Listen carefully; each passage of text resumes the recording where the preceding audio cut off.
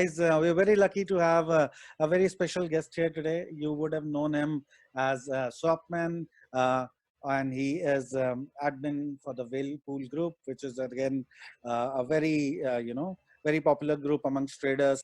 You would have also definitely read a lot of his blogs on Bitcoin, crypto derivatives, and other topics under the name Austerity Sucks.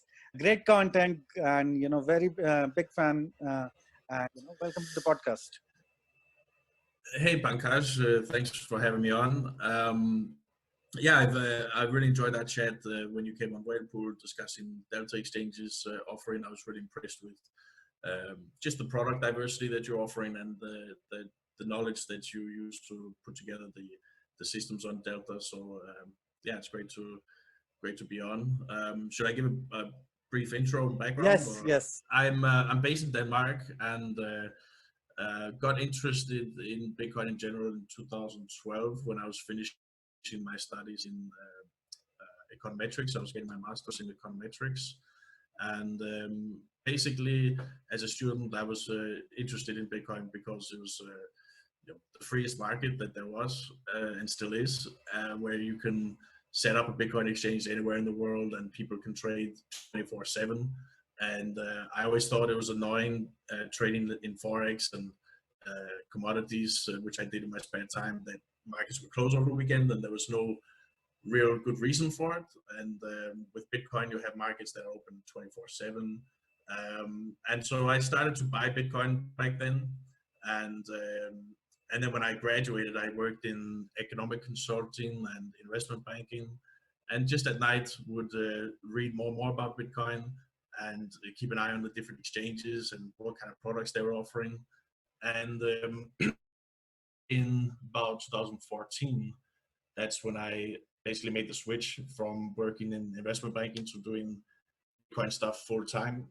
And because I was really interested in helping to develop out a pure Bitcoin derivatives market where traders would be able to use their Bitcoin to balance their risk in the market, because the problem was that everyone who was wanting to balance their risk had to trust exchanges with their Bitcoin and then panic sell it whenever the price was going against them. Yes. And I always thought it was natural for a nice futures product to be developed where people wouldn't have to trust the exchange with all their money because they could trade on leverage, and B, they wouldn't have to deal with fiat. So they could basically take a short position, earn more Bitcoin, and then that way they didn't have to sell into fiat and rebuy back. They just had to trade in the Bitcoin contracts. And so I got involved with one of the early Bitcoin futures exchanges, OKCoin, which is now known as OKX, and just worked for a couple of different exchanges over the years, helping to develop risk systems, product design, and just having markets that attempt to have some sort of integrity, which wasn't easy in the beginning, but now it's gotten a lot better. And then since I went full time into crypto in general, I also noticed that like a big gap in the trading community in general has been that there's not much education. People struggle to understand why Bitcoin derivatives are important and how Bitcoin as an asset class and crypto as an asset class, as it grows, you need to really, it's natural to have these derivatives products, which allow people to provide more liquidity in the spot markets. It allows them to balance their risk. And so that's when I had around 2015, with some other traders in the community, we put together Whalepool as a free resource for traders 24/7 on TeamSpeak, to basically like a Squawk Box where people could just trade the markets, talk to each other, share information, share resources. Because a big problem then was there was also a lot of scam exchanges which would run away with people's money or break trades and do all kinds of like shady stuff. And so to us, it was important to have a community where traders could call out these exchanges and have them come on, talk to them, grill them, figure out if they're trustworthy and stuff. So since 2015, we've had the exchanges come on as guests to answer our questions and to basically vet them to see if they're worth trusting, because we're still in this environment where you need to trust an exchange in order to send Bitcoin and crypto to trade. One of our key principles, one of my principles as well, in establishing the my blog where I'm posting all these articles, is that we never charge any money to be part of the community. Everything is free, everything is open, and I believe in those of us who are running Whirlpool. We believe that this knowledge should be as open and free and accessible as Bitcoin itself is as a network. So that's what I've been doing then since about 2015.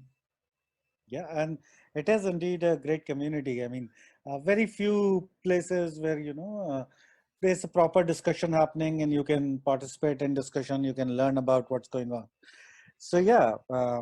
Anyways, let's dive straight into the questions. And so we are right a bit in between a crisis. We're recording this podcast on April 24th, and we have seen about a month of basically pure misery play out in markets across across the globe, right? Equities, commodities, what has happened in oil, and then our own markets and Bitcoin. What happened on 12th of March, Black Thursday. So how are you looking at markets currently? How are you looking at crypto markets currently? What are your thoughts on Bitcoin, the price going forward? Right. So basically what we've witnessed since last month has been all risk assets have been sold off and then have had this bounce back more recently. And as far as Bitcoin, I'm incredibly bullish in the long run. Altcoins, not so much in general. I think altcoins in general are here to stay, I think, but it's really only the top coins which are going to be surviving some of these bear market movements that we've been seeing the past few years. But Bitcoin itself, I think, has a great long run narrative. I'm not a huge believer in the efficient markets hypothesis, where especially for Bitcoin. So I'm skeptical of the predictions which are based on short run impacts of the halving on price, because basically we know what Bitcoin's supply path is going to be. It's been coded. It's mathematically predetermined. So there's no real unanticipated shocks. I think a lot of the market behavior is based on expectations, and that when you have shocks to expectations with respect to demand or supply, that's where you start to have an impact on price. A lot of people, they talk about this stock to flow model. Yeah. And while I love the I love the results of stock to flow, which are just that Bitcoin skyrockets in price over time, and I think in general that result is pretty fair, but I don't really believe that the model is that strong. I think that scarcity is important in terms of the value of Bitcoin. I think that's a huge reason why there's value in Bitcoin, is because there's this scarcity. But I just am not a huge fan of stock to flow as a model in general. With all the stuff happening with the coronavirus pandemic, the dollar has gotten really strong. Gold has obviously gotten up a bit, and I think Bitcoin will also benefit in general as emerging market currencies start to get weaker, because people want these hard assets, and that includes dollar, gold, and crypto. Yeah, and actually, that's a very well put point, that dollar should remain strong. It's basically the other currencies that might take a big hit against the dollar, and Bitcoin might emerge as a much better performing asset as compared to other currencies when you look at comparison against the dollar. So there's also a lot of chat about correlation between Bitcoin and S&P, correlation between gold and Bitcoin. What are your thoughts on, which camp are you in? What happens going forward? Gold and Bitcoin move together. Bitcoin and S&P move together. They underperform gold. So, yeah. So basically, if we were talking about this like a couple of years ago, I would brush off the correlation as spurious between S&P and Bitcoin. But just observing how tightly they were correlated in the drop last month, it's really difficult to ignore. And I usually update my opinions based on the data, and the data pretty much is undeniable about how close that correlation has been. And I have to say it's been rather disappointing because one of the talking points I've been a fan of over the years has been that Bitcoin and crypto is sort of an uncorrelated asset, and that as such, it makes sense for anyone with a truly diversified global of Bitcoin in there. But it's really hasn't played out very well with the dump in S&P because Bitcoin fell even more, and then of course bounced even more when S&P corrected.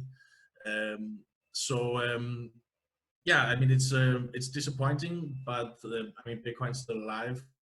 It's something to definitely keep an eye on going forward, because that was definitely not a spurious correlation. There was definitely some tight interactions between the two markets. And gold also, yeah, like you said, gold has moved up, but I'm not a huge gold bug. I'm not a really big fan of gold. I don't hold any, neither physical nor paper, because it's been a pretty boring market the past decade, Yeah. actually. It's really only recently that it's gotten this kind of attention. And I definitely believe in the narrative that gold prospers when there's distrust in fiat currency. So I think in that sense, it does also correlate a bit with Bitcoin, because I think that's a big motivation for why people buy Bitcoin as well. So I'm not saying that gold is going to crash anything like that, but I just personally don't find it super convincing. And to the extent that it is convincing, I think Bitcoin is even more convincing as a hard asset, with a little more utility for people. Yes. But yeah. So on the point of correlation, right? I mean, whenever there's a shock, usually the correlation is pretty high, right? Like if you look at the correlation right around the shock or within 20 days, 3 weeks, 4 weeks of shock, I think we'll get high correlations. And I think that is true for gold and S&P as well. It's only in the medium term that, asset starts to diverge and show their true diversification value.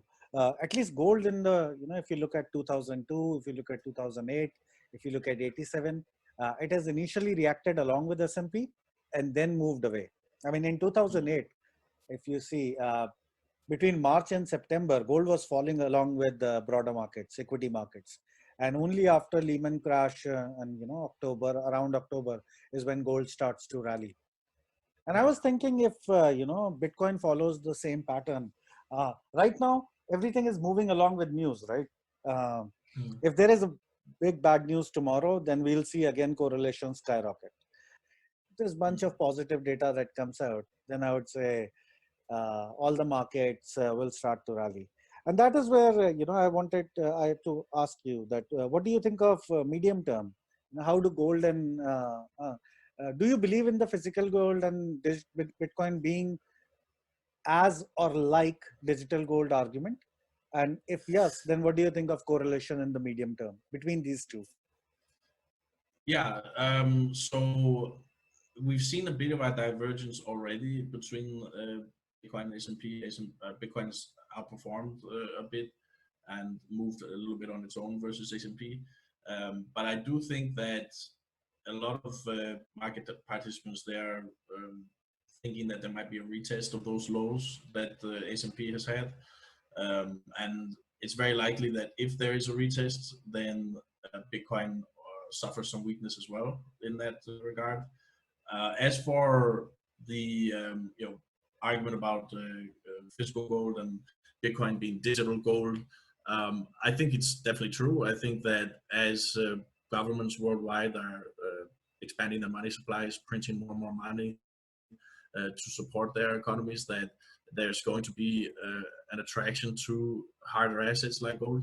And I think that, as I said before, I think that to the extent that this case is valid, that gold is a safe haven for people that are trying to escape money printing and stuff, I think that Bitcoin is even better for that. And have that hard scarcity aspect because it's mathematically determined, cryptographically enforced. And it's even better because you can move Bitcoin worldwide instantly. You can you don't have to stuff it into a bag when you're going in the airport on a flight. You can Yeah. easily just move it, in your head. Technically, if you can remember your seat, and I think that power of being able, and that true utility of being able to use Bitcoin as a medium of exchange in these times, and to also use it as a store of value, makes it even better than gold in that respect. So that's one of the reasons why I'm bullish on Bitcoin long term. And yeah, I'm sure gold will do pretty well also, but I feel like my exposure to Bitcoin already covers that use case. So that's why I don't personally hold gold. Yeah, that's actually quite well put. But yeah, so you spoke about safe haven, and gold indeed acts as a safe haven. I mean, for few particularly for investors who look at multiple asset classes. But let's talk about safer haven for crypto assets. What do you think of we've seen Tether market cap jump quite a bit, about 40% high from 1 month back. A huge uptake around 30th of March, and we now have close to 6.5 billion outstanding. What are your thoughts on that? Is that money waiting on sidelines to come in? Is that because markets collapse and people move to Tether? What do you think? Mm. USDT? Yeah, so Tether, I've been a big fan of Tether for a while. They were the target of a lot of conspiracy theorists. And I'm a shareholder in Bitfinex through iFinex, which is the parent company, which also is driving Tether. So I've been very frustrated when people have said that Tether is printing unbanked tokens and trying to pump and manipulate the Bitcoin market, and there's all kinds of lawsuits that have been run by these ambulance chasing lawyers that are trying to basically get money for their clients by blaming Bitfinex and Tether. But I think that it's a much more complicated relationship. I think that, well, for one, Tether creation happens when people send money to the Tether organization, which it's public that they are using a bank called Deltec, which a lot of crypto companies use this bank. Yeah. And so when people send dollars to Tether, then Tether mints USDT tokens, and then able to use it there on a multitude of platforms. They have it on EOS, on Omni, on Bitcoin, Liquid Network on Bitcoin, Ethereum, etc. And what a lot of people think is that these tethers that get created, it's just going to be going straight to Bitcoin and the markets to pump them. But what really has happened in the past month with this uptick has been something a bit different, where the Tether creation is always spurred by an increase in demand for Tether.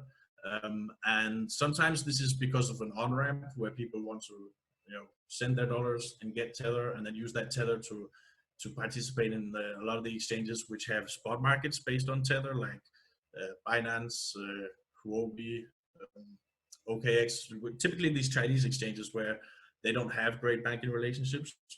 And so Tether is like the bank of crypto in many regards. And then you also have these futures products on OKX and Binance, which are using Tether as margin, which has also increased the demand. But so basically what's happened since last month is that people are doing big trades, especially with OTC desks actually, where they are settling crypto that they are selling into Tether. And so what happens is a lot of these OTC desks, they have an account with Tether, and so these OTC desks offer the ability to settle the trade in Tether, and then the OTC desks just send US dollars to Tether to get the USDT, and then settle the trades with the big traders who are holding Bitcoin, Ethereum, etc. And then that's how the Tether is getting created, because it starts with someone who's got a bunch of crypto who wants to go into Tether as a safe haven, and Tether's withstood the market damage big time. Even though technically now it was revealed last so that Tether had to give a loan to Bitfinex, which is collateralized by shares in the parent company. So technically there is a marginal, what's called a fractional reserve being run at Tether, but the market doesn't care because the dollars have been replaced by a different asset, and um, and the market's traded it at parity and sometimes even higher than the value of the dollar, because it has significant utility for people that are in crypto and have struggled to get the bank accounts in crypto, and so they use Tether as their bank. And yeah, there's been a lot of demand for people to hold Tether during this time, and as a result, its supply has just jumped a lot. I think that it's close to overtaking Ripple in terms of market cap, which is quite Yes. interesting. Yes, and it is kind of left behind every other stable coin, right? And it has kind of proved that uh, you can clearly see the winner now. It's about uh, 3-4 times of where it was about 18 months back. So yeah, I think the distinction is quite clear. And more, I mean, I spoke about this when I came to Whirlpool. We are switching from USDC to USDT. Most of our contracts are in USDT now. So, and I think more and more exchanges are coming on board. Yeah, it's already pretty popular on large Chinese exchanges. So. Yeah, and I think that these alternative coins like USDC, PAX, and Huobi and Binance, which are also just PAX Hmm. in the back end, and True USD, I think that these are smoother coins to do the redemption and creation process and to do arbitrage and stuff. But Tether has withstood the test of time, and it's just the preferred, especially over in Asia and all the big OTC desks that are dealing with those guys. It's super popular. You can move around Tether to any address you want. There's no hassle in terms of KYC or regulatory pressures, and this makes it really useful for people that are in crypto. No, absolutely, completely agree. Uh, all right, let's switch gears a little bit, and I really wanted to talk about that piece you had done a couple of months back on Bitcoin futures, and Mm. talking about the arbitrages that exist between futures on different exchanges, cash futures, and arbing the perpetual swap with the spot. So yeah. Um, just for the benefit of our users, can you touch base on what do you think if somebody was to do that strategy as as a primary low risk strategy? Because right now it's been a very good time to do that. I mean, even yesterday, futures went to 40 basis point premium, then came off. Uh, so yes, what are any thoughts on that? Yeah, so this is one of the trades that I've been talking about since 2015, consistently with people, is that because it's one of the most profitable trades in Bitcoin futures history. Is just doing this very simple cash and carry where you buy Bitcoin at the spot price and then you just sell the equivalent amount on futures, which futures tends to have a contango structure, which just means that the further out that the futures are expiring, you have a higher price. And so all you do is you buy Bitcoin at spot and then you sell the equivalent amount on the futures market. And sometimes you can get premiums on that futures curve that are double digit annualized returns for USD. And I think this becomes especially attractive in an environment like now where interest rates are zero, Yeah. or like in Denmark, where I am, this is actually negative interest rates. So any market where you can get yield using dollar terms, and this is a dollar trade, you're not getting exposure to Bitcoin price. You are using, let's say you have $10,000. You're using the $10,000 to buy Bitcoin at one price, and then you use that Bitcoin as collateral to sell Bitcoin at another price, and then you're just capturing that dollar difference between what you bought on spot and what you're getting on futures, and you basically lock that in. And the only risk that you're running is that you have counterparty risk with the exchange, so the exchange could get hacked, or that the price volatility could be so high that maybe there's an auto deleveraging event or something which impacts the futures leg of your trade. That's less and less of a problem these days because exchanges are pretty good at managing the risk compared to years ago. So this is what's called the cash and carry trade, and anyone in legacy markets is familiar with this because it's very basic and it's very reliable. And Yeah. I think more and more people will be doing this trade on crypto. So that is something, that has actually puzzled me as well. Because I think this is like derivatives 101, and people look at a market, they see this opportunity and they jump on it. And like you said, you've been talking about it since 2015. The trade still exists. And if you look at what happened on Black Thursday, you had futures which went 5% in discount to the spot, and June futures. So, it was quite surprising that not a lot of people, or at least professionals, were selling their Bitcoins and going into futures and thereby providing support to the market. So, why do you think that is? I mean, it's such a juicy trade. Why does it still exist? We Yeah. have, So yeah. yeah. So I mean, in this case, what happened on the downturn was basically the reverse of the trade that I just mentioned was in play, where you could buy the futures at a discount, and then if you could find a way to get the short on spot, you were then able to capture the difference between the discount on futures and the spot rate. And what happened here, which was the problem, is that um, in Bitcoin spot markets, it's actually quite difficult to take a short position in the spot market. There are a couple of exchanges like Kraken and Bitfinex, Hmm. where you can actually borrow Bitcoin and then sell it in the market. Hmm. The problem there is that on Kraken, at least, they have a fixed central margin runs out when you want to take a certain trade. And on Bitfinex, the rates are all market driven. So the cost of borrowing Bitcoin to take a short position at the time was actually really high. Hmm. So if you did buy futures and tried to short Bitcoin on Bitfinex, you were likely paying a lot to borrow that Bitcoin, which made the trade not as profitable.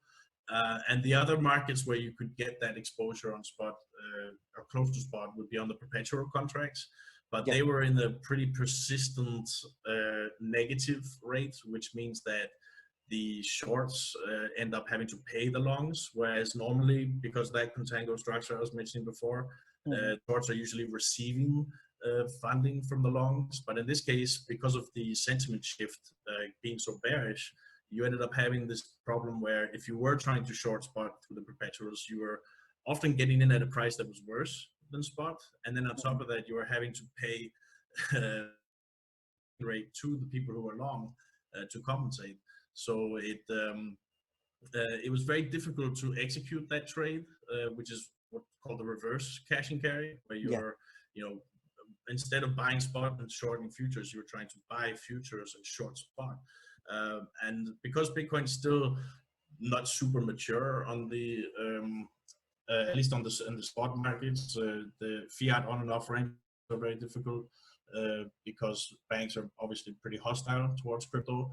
So it's tough to have a reliable banking solution, and so you don't have the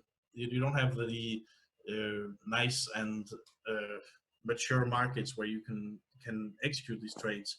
And yeah, so there's efforts underway to address this, which will make it obviously a lot more efficient, so that people can actually eventually the market corrected itself, right? So Yeah. the funding rates on perpetual ended up getting normal again. The futures curve got out of backwardation, which is the opposite of contango, and so over time the market basically saw those incentives and took advantage of them. But in a more efficient market, I think it would have corrected a lot more quickly. Yeah, I think, and like you rightly said, there is a few tricks there that you need to employ. You need to find a supply of Bitcoin, borrow and then sell, or sell the Bitcoins that you hold and convert your risk to a futures risk, and then you kind of expose yourself to ADL risk. And so yeah, some things are there, but yeah, still it was a pretty juicy trade. And I, I am also with you on that as we mature more and more, we'll stop seeing these opportunities. because in a traditional market, this probably would have gotten wiped out in couple of hours maximum. So Mm. Yeah, and actually, historically, whenever the futures curve goes into backwardation, it ends up being a pretty bullish signal. I mean, obviously, you don't jump into the market right away to take that mhm. position, but you know, after it's been in backwardation for some days or even weeks, it's usually a great time to build up a nice longer-term long position, Mhm. and that's exactly what happened in the market. We were for a week or so we were hanging around that 4K to 5K, and if if you had the courage to build along on the June contracts or further out on the curve, you're not only doing a great trade because Bitcoin bounced back, but you also earned that basis because when it went into contango, you were able to sell at a premium. Absolutely. So those end up being really good opportunities for traders who can stomach the risk. Yeah, and I've also seen this that uh, Bitcoin doesn't stay in backwardation for long, except for one or two episodes in I think November 2018 or something. But Correct. around that time, we stayed there for a month, if I'm not wrong. But yeah, other than that, we typically bounce back pretty sharp. So, anyways, let's talk about volatility. Options market is growing. It's getting more and more popular. I think the volumes have started to pick up nicely in the last 6 months on Deribit, on multiple strikes. What are your thoughts on, you've seen Bitcoin markets, Bitcoin derivative markets for a long time. What are you seeing in the options market? What are your thoughts on it? Where do you see it Yeah, going? so I mean, I'm really excited about how the Bitcoin options market already has developed. I knew when I started in this industry in 2014 that first, you have to have a liquid spot market, and you can't have a liquid Yeah. futures market until you have a liquid spot market. And then, and so that's why I started focusing with futures. And then I also knew that you weren't going to get the non-linear sort of options contracts so you have liquid futures market, and this is like how watching a baby grow. Like you have to go Yeah. through the different phases, and I do look at Bitcoin as like my baby sometimes. And so I started watching it grow on the spot market, nice and liquid, more volume, more liquidity, and then helped to work towards developing futures that were nice and liquid. And then the natural progression there is to have options that are liquid, which are using futures, deriving the basis from futures and the key metrics that are utilized to provide liquidity in the markets. And yeah, so Deribit was basically the first real options market. I think they launched in like 2017. And there were some other attempts early on, but they're not really worth mentioning because they had all kinds of flaws. And so Deribit's done a really good job. I think that the guys running it there, I have a lot of respect for them. They've done a great job. And then you've also got OKX, which recently launched, and they've also got a pretty solid offering. And those are the offshore markets. And then we've also got the CME and BACT. They're Yeah. running regulated options. So it's nice to see that throughout the history of Bitcoin and crypto markets, it's always the offshore that are innovating, and then we've got the more regulated shops that are just catching up and sort of copying what we've already done in the community. And Yeah. and that options are no different. You see CME and BACT coming late to the party and just copying a lot of the stuff that the shops are already doing. Hmm. And then obviously there's OTC options. FTX runs a RFQ system for options, and they Yes. run these similar to you guys. They're running these move straddle contracts, Yes. Yes. and I think anyone who trades options, they understand that you have to be able to have a market for the different Greeks, theta, gamma, vega, delta, and then obviously volatility, IV, which is priced into these options, which these move contracts that Delta you guys are running and FTX, that this allows people to then trade volatility, and that's Yeah. the most important component in my opinion for options. And then once you're able to price efficiently volatility in the market, then you get even better liquidity provided in futures and spot markets. So it's this maturation of the crypto markets that we are witnessing. And once you have these super liquid options, I mean, because right now they're not super liquid, but I think that's something that's going to happen the more other exchanges come into the mix. I think that's just going to be producing results all across the market on spot and futures in terms of liquidity. So just like we saw futures growing almost exponentially once they started getting developed, I think we're going to see the same for options. So I'm really excited to see what happens over the next 12 months and beyond as more people come into the game. Yeah, and I'm with you on that, and I think it's growing pretty fast. I think it's very exciting. It's getting liquid by the day. You can see more and more interest. One thing that we have seen is that not all crypto traders find it very naturally. So not everyone finds it super easy to understand. That was another reason for us to kind of have the move contracts because they were packaged in a way so that it was easy to understand for traders. It was simple. What are your thoughts on those? What do you prefer? Okay, let me shape the question a little differently. What do Yeah. you prefer? A full ladder kind of a structure like FTX, like Deribit shows. You can see all calls and puts, different strikes and maturities, or more bunched up liquidity and products like straddles or strangles, and we can like I think Binance has come up with up move and down move. So Yeah. yeah. So yeah, I mean, my opinion probably differs from a lot of the traders in crypto because I come at I come from a bit of a more technical angle to this. So I actually prefer the classic options markets, which OKX and Bit have run, because I understand the Greeks, I understand the multidimensionality of options, but I also understand that for there to be proper adoption and marketability of these products to normal traders, that most of them are going to fall asleep if you start trying to explain the Greeks to them, if you start trying to explain the beyond volatility, they start to get lost.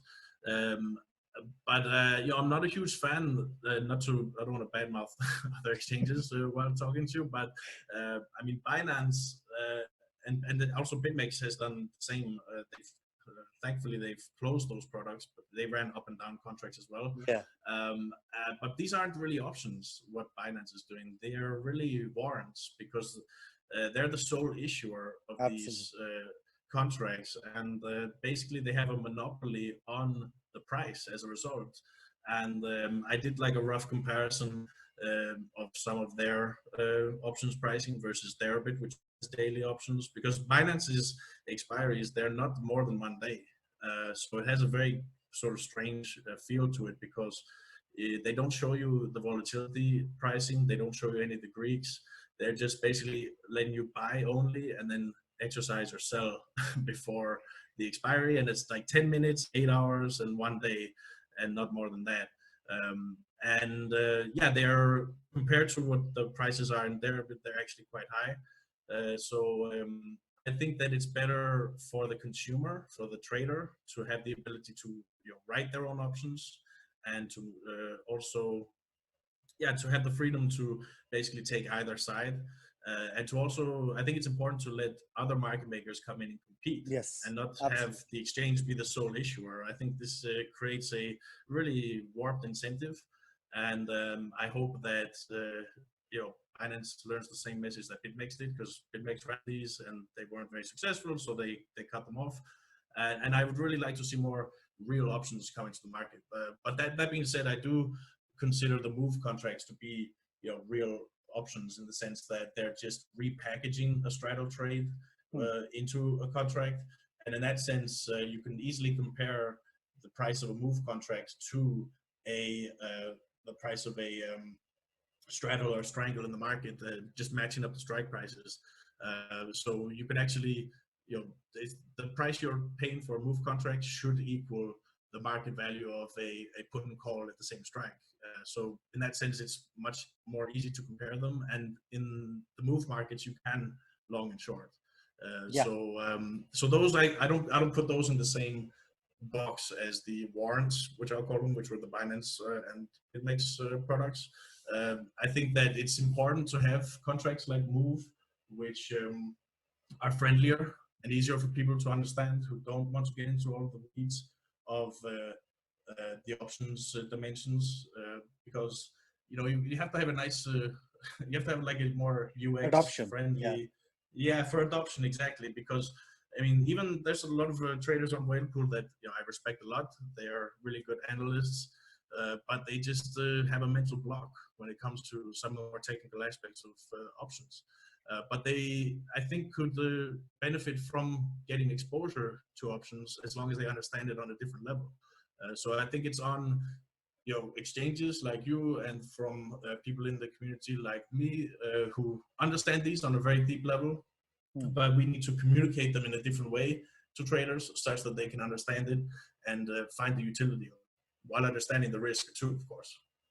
Yes, and only when more and more, like you said, only when more and more people participate, will markets become liquid and deep. And only then you will have fair pricing. Only then you will have good participation. So it's kind of a virtuous cycle, and you have to allow both buying and selling. It cannot be a one-way street, because then it's you never discover the price truly. And I've seen that the Exactly. volatility is way too high on, at least at this point in time, quite high on Binance options. And Mm. uh, Yeah. the real fun will be, and we are looking at this, have a have a move option, have a call in a put as well, so that people can actually arb them, and then that Mm. will further increase the liquidity, because those who understand can actually go and put orders to take advantage of flow, and as in which way the market direction is. And those who find options to be rather complex can simply look at, okay, I'm just buying a move contract, or I'm just buying a buying or selling an up move or a down move contract.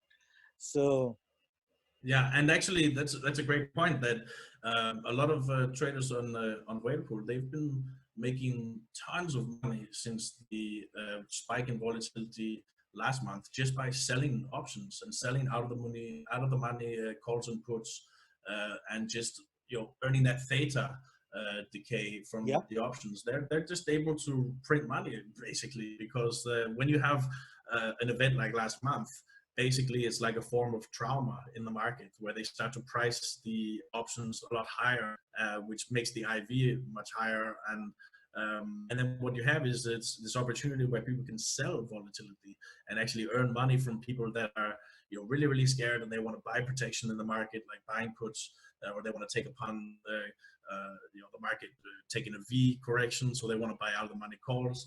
And so there's a market where people can sell these options and pocket the premium, and then just be very patient, wait for time to play on their side. And then the theta aspect of the options really comes into play, where they're able to pocket that.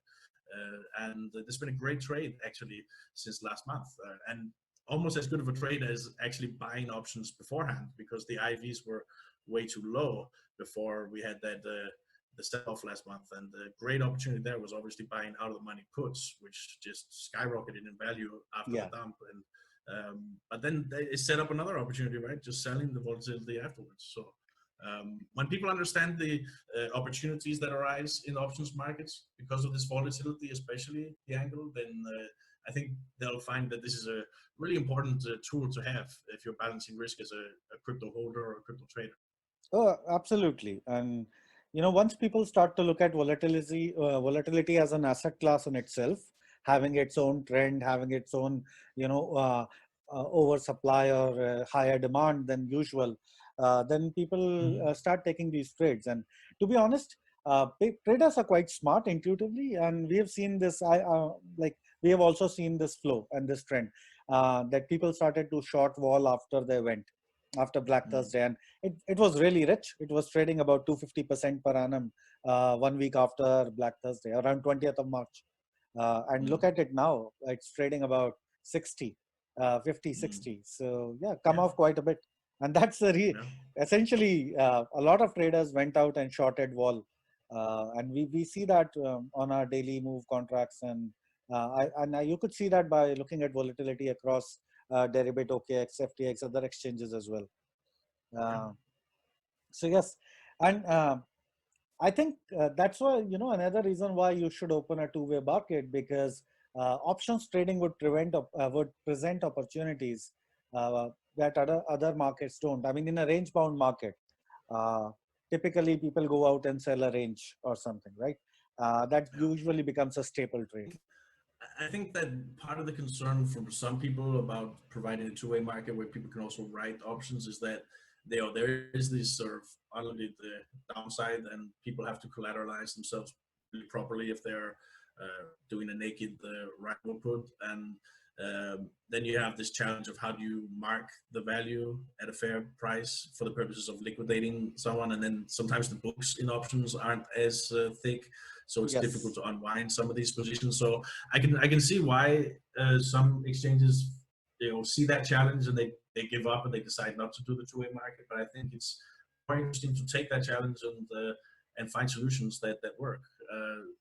And the Deribit has done a great job with this with their portfolio margining, where they Yes. actually take the net risk that people are taking from writing and buying options, and they're able to then allow more flexibility. And I think that's something that makes sense. And it's better to give people the ability and the flexibility to take the other side, but obviously you have to do it in such a way where counterparty risk doesn't blow up either. Right. So we've been in a bear market for about 3 years now. Uh, and what are we have halving coming up. Typically halving, we've seen that 3 to 6 months after halving, market starts to rally, at least for the last two times. Now there's not a lot of data on this, but yeah, last two times, 3 to 6 months after halving, Bitcoin has started a new bull run. What are your thoughts on that? Do you expect to see the same trend? Right. So not necessarily. I mean, okay, we know that the Bitcoin can go either way. It could either dump or go up. I think it's going to have a return to a bull trend. Like you said, we've been sort of lingering the past few years. So I think that Bitcoin's overdue for a nice proper bull run, maybe next year. So you're right. The last couple of times it's taken about 3 to 6 months for that to kick in. It could take over a year this time. I think the problem with the last bull run is that a lot of people, got a little too excited about shit coins, especially. They put a lot of capital into Yes. really skeptical products, and there's certain projects like well, okay, this is my opinions, not the opinions of Pancas or Delta, but projects like IOTA, which don't even work, or Cardano, like I don't even know why these things exist, frankly, and the valuations of like a billion or half a billion. I think that there's a lot of these kinds of malinvestment, I would call it, where people have plunged their funds into all kinds of skeptical products, and they need to feel a lot more pain. And I think that as those unwind and you have the more credible projects like especially Bitcoin, that we're going to see, maybe in the course of a year, maybe even up to 2 years, we'll see that a solid bull trend reestablish. But I'm going to say that I don't think that the Bitcoin is necessarily going to have a moonshot this year. It could be healthier, I think, for long-term value in Bitcoin if we don't, and if we actually trick the people that are really bullish and actually go lower towards the end of the year. I think that'll wash out a lot of these bad investments in altcoins. And I think the what I've learned in all the time that I've been in crypto since 2012, that this market rewards patience, and it can do the unexpected like any market, but especially Bitcoin, it rewards the patient people with the strong hands who can maintain their positions, and who don't take too much leverage and too much risk in the market. So I think the scarcity aspect, which the halving is all about, I think that's a huge driver in Bitcoin's value. I don't think that it's going to repeat the same pattern that it's been exhibiting the last two times. I think it could surprise and then really test people's patience, and then we'll see eventually a return to a nice bull trend. Yeah. And how have you seen the sentiment? Because you like we said, our admin of the whale pool community, have been Mm. running one of the most strong communities for a few years now. How have you seen the sentiment of traders change in the last 3 months, in the last 9 months? What do you think? Most traders, how are they positioning themselves? How are they thinking? Yeah, so um, you know, you can't really generalize necessarily the sentiments so easily. Like with every trade, you've got someone that's buying, someone that's selling. People in Whirlpool that are super bullish, some people that are bearish. You know, in general, I would say we are long-term bullish on Bitcoin. You know, the default position is to be bullish on Bitcoin, Yes. but especially after this last sell-off, I think that people have been a lot more cautious. We've seen that spreads are a bit wider, the depth is a bit thinner in terms of liquidity. So people are, I think, a lot of people got hurt on this move down. I mean, that was Yes. a true black swan, Six Sigma move. Funds wiped out. Large traders who weren't properly collateralized, they just weren't expecting a 50% move within a day, and they were panicking and struggling to get their funds to replenish their collateral. And so, you know, this is like I said, trauma in the market, and it takes time for that to sort of play out, and you know, liquidity will slowly come back to the market. But I think that people have respected Bitcoin a lot more, especially in the last year, because these altcoins that I'm quite skeptical of, which I mentioned before, that you know their value has totally plummeted. You know, 95+% moves downward, and that's reinforced respect for Bitcoin and for stable coins, um, and I think that's going to be a continued trend going forward until we inevitably have this euphoric sort of cycle that which we tend to have in Bitcoin, where then altcoins will also probably along for the ride as well. Yeah, and I think this is part of every market, right? You have boom bust cycles, and um, prices run up, they come off, and then real work continues to happen, and then prices run up again. What happens in every boom bust cycle is some things that don't deserve to go up there go up, and then they never come back. So I'm with you on that. We will not see a lot of these altcoins ever come back, and will the good ones will survive. And we will probably see some new ones come up, some interesting things come up. And Mm. every cycle has something new that drives that, and usually it's not the previous, what was the reason behind the previous cycle. Mm. So anyways, yeah, you were saying something. Yeah, well, I think you're right that you have to kind of expect the unexpected. It's similar to you know, any kind of macro trader who is analyzing what's happened the past 10 years. The Ever since the last financial crisis, it's been basically a non-stop, almost non-stop climb in equity values, which have just gone up and up and up. And so many people who have been declaring that there was going to be doom in the stock market, they were wrong year after year.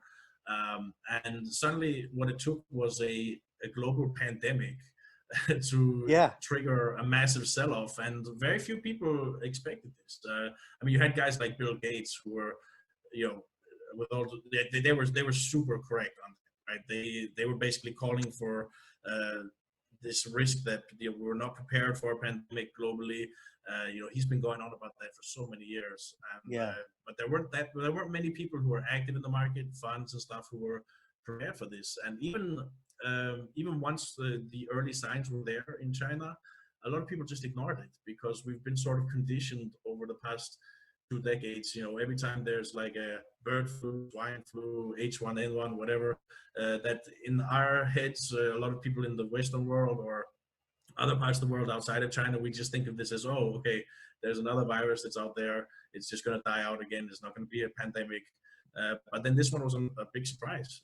It caught a lot of people off guard. And you know, right there in January, the market just kept on going up. All the news that was coming out from China about how dangerous this illness was, people didn't take it seriously until about February. That's when people took it seriously, and then March was where it was like, all right, everything's closing down and now into Yeah. pricing depression level unemployment and growth statistics, which has been pretty incredible. Yeah, and look at the speed with which it went, right? Like, look at the speed with which this crisis unfolded. It was 15 Yeah. days to pretty much from hunky dory, we can handle this to this is really out of control. Within 2 weeks, it happened, and the way prices reacted, I'm not sure, but I think that would have been the most number of circuits that S&P has seen, like frequency wise, the highest frequency of circuits, lower circuits in 2 weeks. Those two Oh weeks. yeah. Yeah. Oh, the way that they kept on shutting down the E-mini market Yeah. for S&P futures, it was just like, it was incredible how much they went limit down constantly.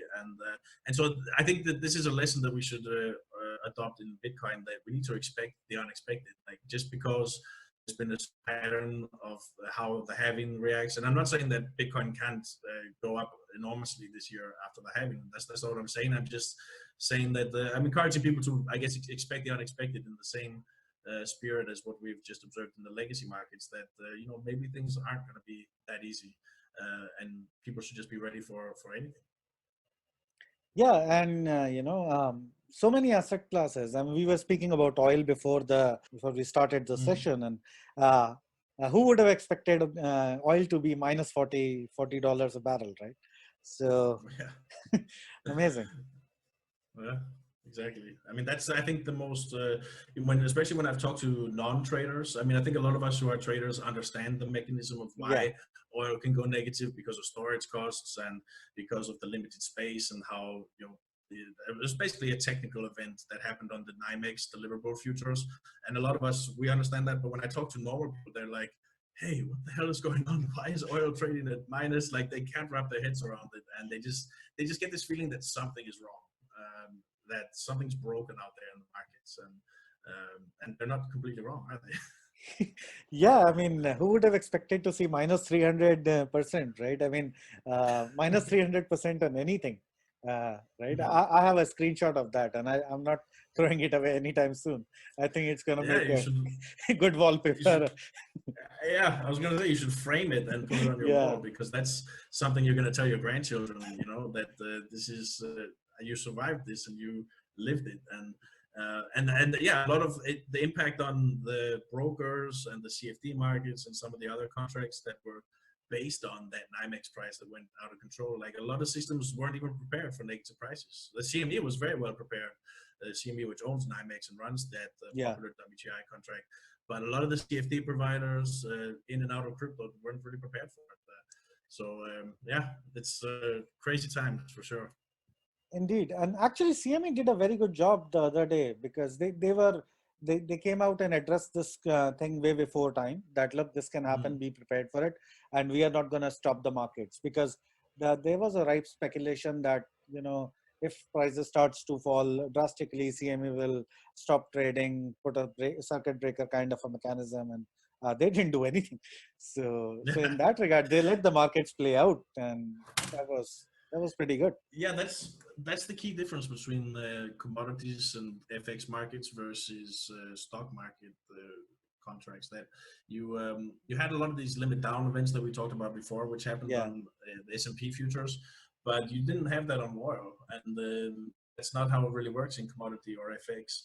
And CME has I think they initially had margin requirements of $7,500 fixed, which covers a certain point move, 7.5 point move or so in the contract. And because their margining system is based on the delta in the price, it doesn't matter if it's really high positive price or really low negative price, because the margin requirements are such that you just have to cover a certain point move in the price, which is what made them so robust to this.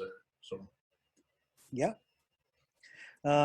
So, okay, this pretty much brings me towards the last question of the podcast. And Sure. I wanted to ask you, what is it that you want to see in crypto derivatives, the kind of product, like what kind of product would you want a crypto derivative exchange to launch? What kind of product would you want to have and trade? Something that's interesting for you.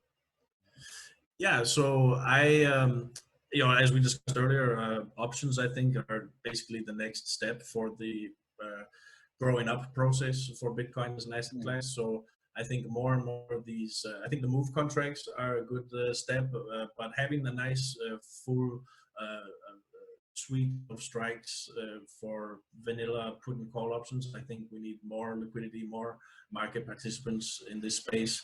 And I'm a big fan of index futures. So the idea that you can basically build an index based on a broader set of the market, whether it's Yeah. lower tier shit coins, or you got like mid tier altcoins, and then you have like sort of blue chip style altcoins, which are the top 10 or so. And then just allowing people to get a broader exposure without having to actually go to the underlying market and buy up these, but just going long or short on these segments of the market through index futures, I think is a great kind of product.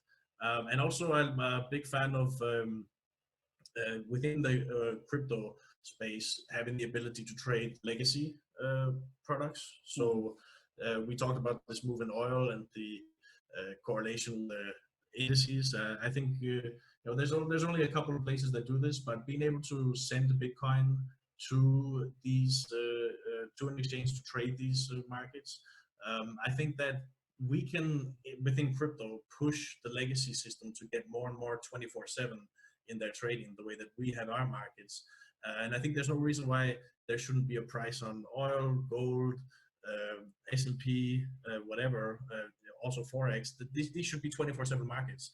And I think that there might be a role for entrepreneurs in the crypto space to launch products which are based on these legacy products, where you can actually use Bitcoin and other crypto as collateral to trade. So there's no restrictions in terms of the banking system, and then we'll actually have pricing on some of these legacy markets 24/7, which is how we basically live in crypto anyway. And then finally, I would say prediction markets. I think that's one of the early use cases which a lot of people have talked about in Bitcoin, going back to Truthcoin, which was an old project where people were trying to establish decentralized prediction markets. I don't think that we're quite there yet on decentralized prediction market, but I think it's there's a few places where you can trade the especially like presidential results as the classic example that people use for prediction markets. So yeah, I would say your options, index futures, legacy products using crypto as margin, and then prediction markets. These are, I think, where there's going to be more and more action going forward. And yeah. Yep. And 24/7 markets, yes. And in traditional markets, we always talk about gap ups and gap downs, and 24/7 markets are a great way to address that. And in traditional markets, you wish that price was continuous. Here, the good thing about Bitcoin and it's come in the modern age, so it's always been a continuous price, and it just doesn't take time to for price to reflect what's happening. All events get priced in immediately. So I think 24/7 market, Bitcoin is going to become an example and lead from front for even for traditional markets. And yeah, index futures is certainly very interesting. Helps you play the thematic, right? Helps you play a theme without taking exposure to a particular name, without going and looking, doing deep research in a individual coin. You can just play a broader theme. Precisely, yeah. All right, Swapnan. Yeah, that was a very good session. I had fun chatting with you, Mit, and it'll be great, if you can just tell our users how to find you, your Twitter handle. I'll put a link to your blog, and I'll put all your social, contact details. But yeah, if you can just tell users where to find you, that'll be great. Yeah, thanks for having me on. It's always great chatting with you. And anyone who's trading in the crypto markets and is interested in just an open, free community that's no strings attached, we're just a bunch of traders that are hanging out on TeamSpeak on Whalepool. So you can go to whalepool.io and get set up on TeamSpeak, which a lot of gamers use, where you just connect to ts.whalepool.io. And then we have a Telegram group. It's just Whalepool BTC. And basically, we have a lot of bots that are scraping data and posting data in the TeamSpeak and Telegram, and then we're 24/7, just like the markets. And so somewhere in the world, there's people trading crypto, and they are sharing insights and data and tools. So there's, like I said, no strings attached. Just come join us. And my Twitter handle is it's a Danish word, genoplivning. So it's a bit different. It's the name is Austerity Sucks, but it's GENOPLIVNING. You find the link from Pankaj. And then my Medium account is where I post a lot of articles. Just they tend to be a bit technical, but if you're interested in that kind of thing, like Pankaj and others, then yeah, you can just check out the Medium, and you'll find all kinds of articles going back to 5 years ago or so about a lot of different events in crypto. So they are great articles, guys, and they are very good read. And Swapman does a great job of explaining them very simply. So they are technical, but they're explained beautifully. And they're always, if you want to catch up on even on events how they have happened, he's been pretty religious with writing them. So yeah, highly recommended. All right, this brings us to the end. So great, thanks very much. yeah, thank you. It was good to have you. So thanks, guys, and we'll sign off here. Cheers. Bye-bye.